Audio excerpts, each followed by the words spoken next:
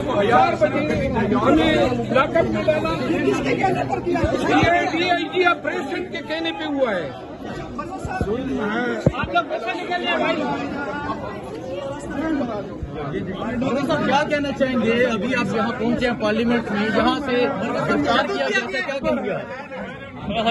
आज तफसीली बात हम पार्लियामेंट में करेंगे और सारे हकाइक बताएंगे। IG साहब कहेंगे, मतलब साहब IG साहब बर्बरियत के है, फसाइयत के है, डॉक्टर साहब का शब्द हुआ है।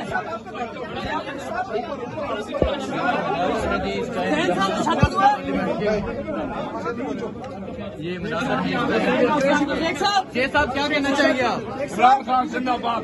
इमरान खान जिंदाबाद। आप देख सकते हैं पाकिस्तान तशद्दुद हुआ है आप लोगों पे। अभी बताते हैं आपको।